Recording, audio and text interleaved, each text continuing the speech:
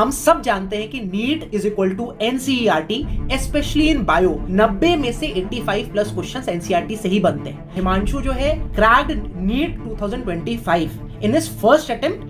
इसके 350 नंबर आए थे बायो के पोर्शन में। एसेशन रीजन के बहुत क्वेश्चंस में आपको दिक्कत आती होगी, सबको आती, मुझे भी आती थी, ठीक है। तो इसका एक ही सॉल्यूशन है। ये क्वेश्चन में अगर जो बच्चा केवल एनसीईआरटी रटता है, वो समझ के नहीं पढ़ता है, तो उसका ये क्वेश्चन गलत हो जाएगा। तो इस वीडियो में मैं वही बताना चाहूँगा आपको कि कैसे मैंने एनसीईआरटी अच्छे से डिकोड किया, जिसके कारण मेरे 350 आ पाए। So hi everyone, this is doctor Aman Tilak. हम सब जानते हैं कि NEET is equal to NCERT, specially in bio. जहां पर किसी भी साल का नीट का पेपर उठा लो, आसान मुश्किल कोई भी उठा लो, 90 में से 85 प्लस क्वेश्चंस एनसीईआरटी से ही बनते हैं। Now what makes the paper difficult is कि इन 85 प्लस क्वेश्चंस में से कुछ क्वेश्चंस डायरेक्टली एनसीईआरटी की लाइन से उठ के आते हैं, कुछ जो होते हैं इनडायरेक्टली एनसीईआरटी से उठकर आते हैं, जो कि तुम्हें इन डेप्थ एनसीईआरटी पढ़ने के बाद ही समझ में आने वाली है। सो हम इस वीडियो में ये तो बात करेंगे ही कि एनसीईआरटी किस तरीके से पढ़नी है, हाउ टू रीड एनसीईआरटी, बल्कि हम ये भी बात करेंगे इसके अलावा कि हाउ टू डिकोड एनसीईआरटी, जिससे कि तुम समझ पाओ based on the pattern of easy and difficult NEET papers जो कि हमने एनालाइज किया है, कि आगे क्या एक्सपेक्टेड है, कि अगर अंदर से घुस के भी क्वेश्चंस आएंगे डिफिकल्ट क्वेश्चंस एनसीईआरटी से, तो तुम क्या एक्सपेक्ट कर सकते हो, वो भी हमने सब कुछ इस वीडियो में कवर किया हुआ है। Now I introduce my very junior, I would say Himanshu. Himanshu जो है cracked NEET 2025 in his first attempt. इसके 350 नंबर आए थे बायो के पोर्शन में। So he is the best person who can guide you in biology, और अभी ये एम्स दिल्ली में फर्स्ट ईयर एमबीबीएस स्टूडेंट है। This is what we are going to exactly discuss in this video. Content solid बात करने वाले हैं, how to decode NCERT bio. Over to Himanshu. तो बेसिकली मैं पहले अपना स्टोरी से स्टार्ट करता हूँ। तो मैंने 11th में एनसीईआरटी पे उतना ज़्यादा ध्यान नहीं दिया था, मैं एक्स्ट्रा पढ़ता था जो मेरे टीचर पढ़ाते थे, ठीक है। बट मुझे 12th में रियलाइज़ हुआ कि आपको एनसीईआरटी पे जितना अच्छे से कमांड कर सको वो उतना अच्छा है, ठीक है। तो इस वीडियो में मैं वही बताना चाहूँगा आपको कि कैसे मैंने एनसीईआरटी अच्छे से डिकोड किया, जिसके कारण मेरे 350 आ पाए, ठीक है। तो बिना किसी देरी के स्टार्ट करते हैं। तो सबसे पहले बेसिक से स्टार्ट करते हैं। लाइक आपके टीचर कोई चैप्टर मान लीजिए 5 लेक्चर में कवर करें, तो मान लीजिए फर्स्ट लेक्चर कंप्लीट हुआ, उसके बाद आपको घर पे आके हाईलाइट करना है एनसीईआरटी के इंपॉर्टेंट पॉइंट्स जो आपको फर्स्ट टाइम में लगे, ठीक है। मैं 2 कलर के हाईलाइटर यूज़ करता था ताकि देखने में थोड़ा अच्छा लगे और पढ़ने में अच्छा लगे, ठीक है। तो आप एक बार ऐसे पूरा एनसीईआरटी पढ़ लिए, उसके बाद हाईलाइट कर लिए। उसके साथ साथ आपको ज़रूरत है कि आप पेज वाइज क्वेश्चंस भी बनाओ, ठीक है। तो इसके लिए सर ने मुझे एक ऐप बताया है, नीट प्रिपरेशंसिया, जो मैंने रिव्यू किया, बहुत अच्छा है वो। उसमें आपके फर्स्ट तो पेज वाइज क्वेश्चंस बहुत अच्छे से दिए हुए हैं, जिससे आपका पेज वाइज प्रैक्टिस हो जाएगा। और साथ में ऑडियो प्लस वीडियो एक्सप्लेनेशन है हर पेज के क्वेश्चंस का, ठीक है। और साथ में फ़ोन में आपके, तो आप कभी भी चाहो ऐसे प्रैक्टिस कर सकते हो, ठीक है। तो the opportunity it gives you कि जब चाहो, जितना चाहो, जैसे चाहो तुम क्वेश्चन प्रैक्टिस कर सकते हो। स्पेशली बायो जैसे जो सब्जेक्ट है, जहां पर कि पेज वाइज मैनर में question is a game changer, तुम्हें कहीं भी नहीं मिलेगा। सो द थिंग इज कि होता क्या है कि तुम्हें लेक्चर कोचिंग में पढ़ाया गया, एक चैप्टर एनसीईआरटी का बायो का कंप्लीट कराने में भी 1 हफ्ता 2 हफ्ता 3 हफ्ता लगेगा, लेकिन तुम्हें क्या करना है, सेम डे लेक्चर देखना है कोचिंग का, घर पर एनसीईआरटी पढ़नी है, जैसा हिमांशु बता रहा है, हाईलाइट करना है 2 या 3 कलर से इंपॉर्टेंट, अपने अकॉर्डिंग अपनी कलर कोडिंग कर लो। उसके बाद सेम डे जो पढ़ा है वो तब तक कंप्लीट नहीं है जब तक उसे कंसोलिडेट नहीं करोगे विद क्वेश्चन प्रैक्टिस। एंड इसके लिए द बेस्ट रिसोर्स, मैं डंकी की चोट पे कह सकता हूं, this is NEET prep essential app का एनसीईआरटी अभ्यास बैच। डिस्क्रिप्शन में तुम्हें उसके बारे में सब कुछ 5 मिनट के वीडियो में मिल जाएंगे सारे, और उसके सब कोर्सेज अभी तुम्हें मिल रहे हैं। If you are enrolling now, उस सब के बारे में भी छोटे छोटे वीडियोस में समझाया हुआ है, प्लीज जाके वो जरूर से देख लेना। You should not miss out on this. Over to Himanshu. हाँ, तो आप लेक्चर्स के बाद एनसीईआरटी पढ़ लिए, साथ में आप क्वेश्चंस बना लिए पेज वाइज। फिर आपको पीवाईक्यूज बनाने नीट के, ठीक है। नीट के पीवाईक्यूज में कुछ कुछ क्वेश्चंस ऐसे होते हैं जो थोड़ा एनसीईआरटी के बाहर रहते हैं, ठीक है। तो आपको अगर वो इंपॉर्टेंट लगे कि अच्छा हाँ ये क्वेश्चन आ सकता है, तो आप ऐसे एनसीईआरटी में साइड में लिख सकते हो, जैसे मैंने लिखा हुआ है। और आपके टीचर क्लास में कुछ एक्स्ट्रा मान लीजिए पढ़ा गए हैं, तो अगर आपको इंपॉर्टेंट लगे तो वो साथ में आप लिख लिया कीजिए। और साथ में ही आपके मॉक टेस्ट में कुछ कुछ अच्छे क्वेश्चन आ गए जो कि आपको लगा इंपॉर्टेंट है, तो वह आप ऐसे लिख लीजिए, ठीक है। अब इसके बाद मान लीजिए सेकंड लेक्चर हुआ, उसके बाद आप वापस आके, ये सब तो आपको करना ही जो मैंने बताया, बट आपको फर्स्ट डे का लेक्चर का भी वापस एनसीईआरटी रीड करना है। इसमें आपको हाईलाइटेड पॉइंट्स पे ज़्यादा फोकस करना है, और साथ में जो आपने नहीं हाईलाइट किया था वो आप फास्ट रीडिंग कर लो, ताकि कुछ एक्स्ट्रा आपसे मिस ना हो, ऐसा आपको जोन आउट ना लगे, ठीक है। और फिर आप जैसे जैसे मॉक टेस्ट देते जाओगे, आपकी जहाँ जहाँ गलतियाँ होंगी वहाँ आप ऐसे पेन से मार्क कर लेना, ठीक है, या फिर कुछ हाईलाइटेड में भी एक्स्ट्रा इंपॉर्टेंट पॉइंट्स हैं तो आप ऐसे पेन से मार्क कर लो, ठीक है, जैसे मैंने इसमें किया है और इस पेज में भी किया हुआ है। तो इससे आपको आइडिया लगेगा कि ये इंपॉर्टेंट में भी और क्या इंपॉर्टेंट है, ठीक है। और साथ में कुछ टर्म्स है जैसे ये रनर, स्टोलन और सकर है, ये एनसीईआरटी में मेंशन नहीं किया हुआ बट इसके बारे में एक्सप्लेन किया हुआ है, एग्जांपल्स भी दिए हुए हैं। और ये नीट के सिलेबस में लिखा हुआ है इसमें कि to be dealt with practical syllabus, जो कि एनसीईआरटी के लैब मैनुअल की बात हो गई है और उसमें ये मेंशन किया हुआ है। तो आप ये सब एक्स्ट्रा चीज़ें एनसीईआरटी में ही लिख लो ताकि आपको एट द एंड केवल एनसीईआरटी पढ़ना पड़े और इधर उधर ना झांकना पड़े, ठीक है। अब हम नेक्स्ट पे बात करते हैं, नेक्स्ट क्वेश्चन पे कि एनसीईआरटी में बेसिकली 3 टाइप के चैप्टर्स होते हैं। एक तो रटने वाले चैप्टर्स जो कि ये हैं, और कुछ कॉन्सेप्चुअल चैप्टर्स हो गए जिसे याद तो करना है बट साथ में कॉन्सेप्ट भी है, उसमें थोड़ा एफर्ट कम लगता है। और कुछ मिक्स चैप्टर होते हैं जिसमें कॉन्सेप्ट भी हो, याद भी करना है। तो इसके अकॉर्डिंग आप अपना डेली शेड्यूल ढाल सकते हो। लाइक मैं क्या करता था, जब माइंड फ्रेश होता है मेरा, जैसे सुबह उठ के मैं पहले बायो पढ़ता था, तो उसमें जो एकदम रटने वाले चैप्टर्स हैं वो सुबह मुझे अच्छे से याद होते थे क्योंकि माइंड का एफिशिएंसी ज़्यादा होता है। तो लाइक एनिमल किंगडम पढ़ना स्टार्ट किया, 1-2 घंटा पढ़ा, तो उसमें जहाँ तक आपका कंप्लीट हुआ वहाँ तक ठीक है। उसके बाद आपका माइंड ऐसे एग्जॉस्ट होने लगता है, एफिशिएंसी घट जाता है, ठीक है। तो उस वक्त आपको क्या करना है, आपको स्विच कर लेना अपना चैप्टर, बाकी जो बचा हुआ टॉपिक वो नेक्स्ट डे के लिए छोड़ दीजिए। उसके बाद फिर आप या तो मिक्स्ड वाले चैप्टर्स या फिर कॉन्सेप्चुअल चैप्टर्स जिसमें आपका कम एफर्ट लगे। अगर आप बहुत ज़्यादा एग्जॉस्ट हो गए तो ईजी चैप्टर जैसे कि ब्रीदिंग हो गया, ये सब आप पढ़ सकते हो। तो इस तरीके से आप अपना डेली शेड्यूल ढालिए ताकि आपका कम से कम टाइम वेस्ट हो और मैक्सिमम एफिशिएंसी निकल पाए, ठीक है। तो अब हम बात करेंगे कि रिसेंट ईयर्स में कुछ क्वेश्चंस जो कि इन डेप्थ एनसीईआरटी से आए हुए हैं जो कि डायरेक्ट नहीं है, ठीक है।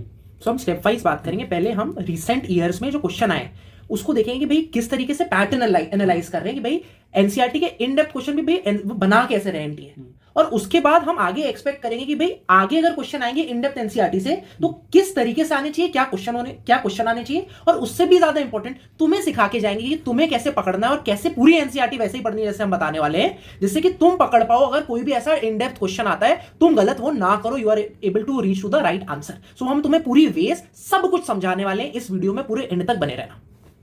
Over to Himanshu.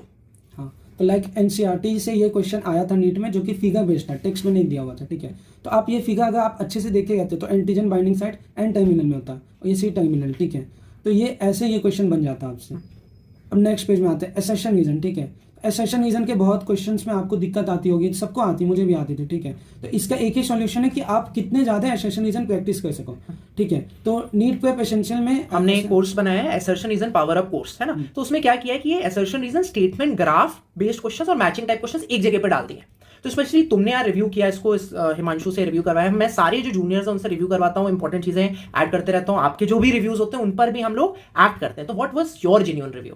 तो वो ऐप मुझे अच्छा लगा, मैं भी प्रैक्टिस करता तो और अच्छा होता क्योंकि उसमें assertion reason type, statement wise जो नए टाइप के क्वेश्चन है, फिगर से इन डेप्थ क्वेश्चन आ गए, वो सब उसमें बहुत ज़्यादा है जो कि प्रैक्टिस करने की जरूरत है, जो कि पीवाईक्यूज में ज़्यादा नहीं है क्योंकि 3-4 साल से ही वैसा आ गया है, ठीक है। तो ये बहुत अच्छा, आपका इससे बहुत अच्छा प्रैक्टिस हो जाएगा। और इसमें भी जब आप कंफ्यूज होते हो option number 1 and option number 2 में is reason the correct explanation of the assertion. So उस तरीके के तुम्हें कंफ्यूज करने वाले क्वेश्चंस दिए हुए हैं हमने already AR power up course, सब कोर्स अभ्यास बैच में। सो तुम्हें क्या करना है, वो क्वेश्चन लगाने हैं, और तुम्हें नहीं समझ में आता तो नीचे वीडियो एक्सप्लेनेशन या ऑडियो एक्सप्लेनेशन में तुम्हें अच्छे से समझाया जाएगा जिससे कि आगे एग्जाम में क्वेश्चन आए तो तुम कंफ्यूज ना हो, ठीक है। Over to Himanshu. हाँ, तो हम असर्शन रीजन का ये क्वेश्चन देखते हैं। तो ये तो इजी क्वेश्चन था जो कि एनिमल किंगडम से आया था, इसमें कॉन्जिक्यूटिव लाइन्स थे, एक बार में पढ़ के पता भी चल जाता है, हाँ चलो करेक्ट एक्सप्लेनेशन है। बट इसी टाइप का एक सेकंड क्वेश्चन था, ठीक है, ये सेल से आया था क्वेश्चन। इसमें मेजर कोचिंग्स में भी कॉन्फ्लिक्ट था, जैसे कि आकाश के आंसर की में इसमें दिया हुआ था कि नॉट करेक्ट एक्सप्लेनेशन, और LN के में दिया हुआ था correct explanation. But at the end NTA correct explanation ही इसको आंसर सही किया क्योंकि ये कॉन्जिक्यूटिव लाइन्स में दिया हुआ है एनसीईआरटी की, और 99% ऑफ द केसेस में अगर वो कॉन्जिक्यूटिव लाइन्स आ गया AR में तो वो करेक्ट एक्सप्लेनेशन ही जाता है, ठीक है। अब नेक्स्ट क्वेश्चन, ये क्वेश्चन में अगर जो बच्चा केवल एनसीईआरटी रटता है, वो समझ के नहीं पढ़ता है, तो उसका ये क्वेश्चन गलत हो जाएगा।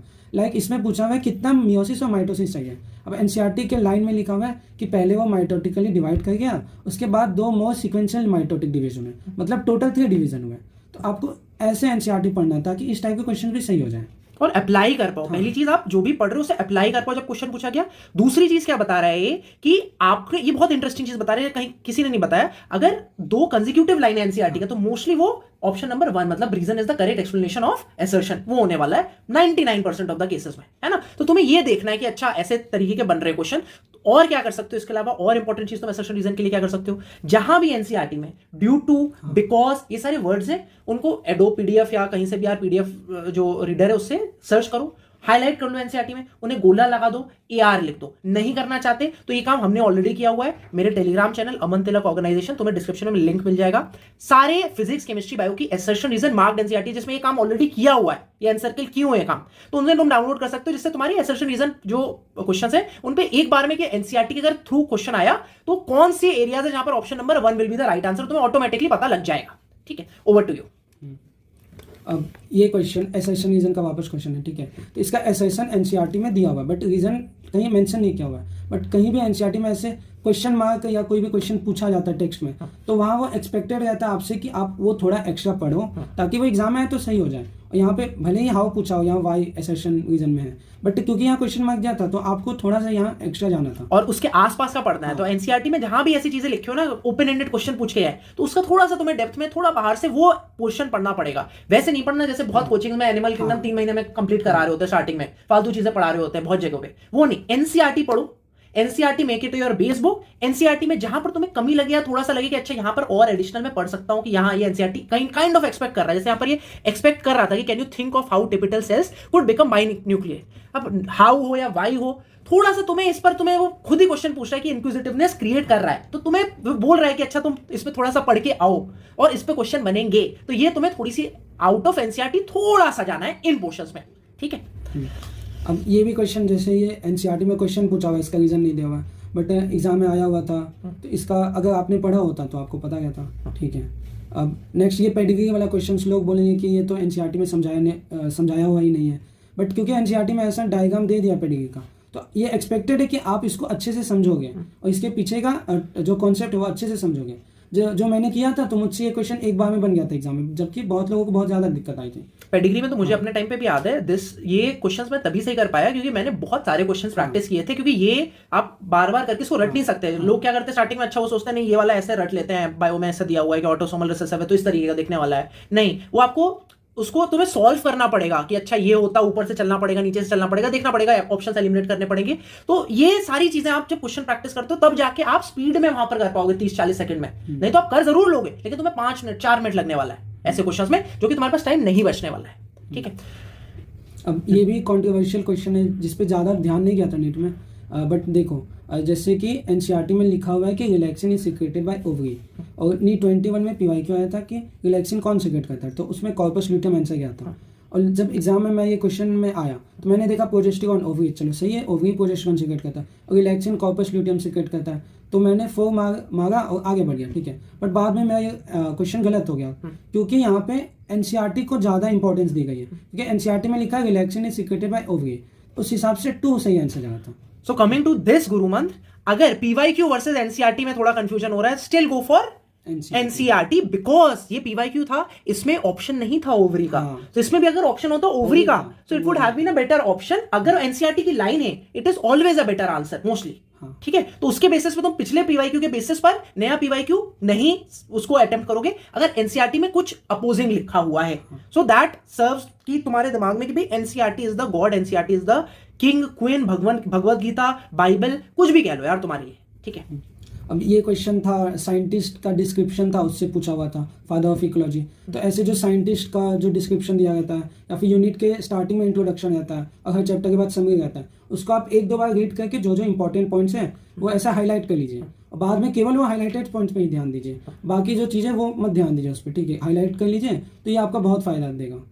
ऐसा एक और भी क्वेश्चन था रिडक्शन इन बायोलॉजी का, वो आगे आएगा। ठीक है, अब ये बहुत अच्छा क्वेश्चन था जो कि एनसीईआरटी में डायरेक्टली कहीं नहीं दिया हुआ है। ठीक है, कि इसका फॉर्मूला क्या होता है, बट इसका फिगर को एनालाइज करोगे, ठीक है, तो यहाँ 30 साइकिल्स दिया हुआ है और 2 का पावर 30 करोगे तो अप्रॉक्स 1 बिलियन ही आएगा। तो ये आपसे एक्सपेक्टेड था कि आप ये फिगर पढ़ते वक्त ये ध्यान दिए होगे। ठीक है, तो आपसे ये क्वेश्चन एग्जाम में बन जाता। अब ये रिडक्शन इन बायोलॉजी वाला क्वेश्चन जो कि स्टार्टिंग में दिया हुआ था यूनिट के। सो एनसीईआरटी की स्टार्टिंग यूनिट का पढ़ना है, उसका इंट्रोडक्शन, कोई साइंटिस्ट के बारे में लिखा है वो ढंग से पढ़ना है, जो चीजें लगती है तुम्हें कि यार क्वेश्चन आ सकते हैं उसको एनसर्किल करना है। कि अब हम ये भी बात करेंगे आगे भी, ये भी बताते हैं कौन कौन से क्वेश्चन आ सकते हैं इसके बाद, है ना। Over to you. हाँ, एक ये क्वेश्चन था जो कि लोग बोलेंगे आउट ऑफ एनसीईआरटी था, बट सेम कि एनसीईआरटी में ऐसा क्वेश्चन दिया हुआ है तो आपको ये पढ़ के जाना था। तो एनसीईआरटी का सोचते हैं लोग बायो का जो क्वेश्चन बायो के क्वेश्चन में क्या लिखा है, लेकिन वो भी करने हैं, वो भी इंपॉर्टेंट, यही बता रहा है। समरी भी आगे आएगी, वो भी इंपॉर्टेंट है ना। ठीक है, अब हम आगे बात करने वाले हैं कि कौन सी ऐसी चीजें जो आप एक्सपेक्ट कर सकते हो। अभी जैसे पूछा गया फादर के बारे में पूछा गया, तो नेक्स्ट क्वेश्चन क्या हो सकता है भाई कि who was the Darwin of the 20th century. हाँ। किसका नाम है, तो इसने देखो एनसर्किल कर लिया। हाँ, तो ऐसे आप हाईलाइट कर लो, बाद में केवल हाईलाइटेड पोर्शन ही पढ़ना। अब जैसे ये बायो क्लासिफिकेशन का फिगर में बहुत अच्छी डिटेल दी हुई है। इसमें से चारों जो टाइप के बैक्टीरिया केवल बेसिलाई टाइप में ही स्पोर दिखाया गया। अगर आप पढ़ोगे तो आपको पता चलेगा कि ये जो एंडोस्पोर होता है केवल बेसिलस में पाया जाता है। तो ये इन फ्यूचर आ सकता है ये क्वेश्चन।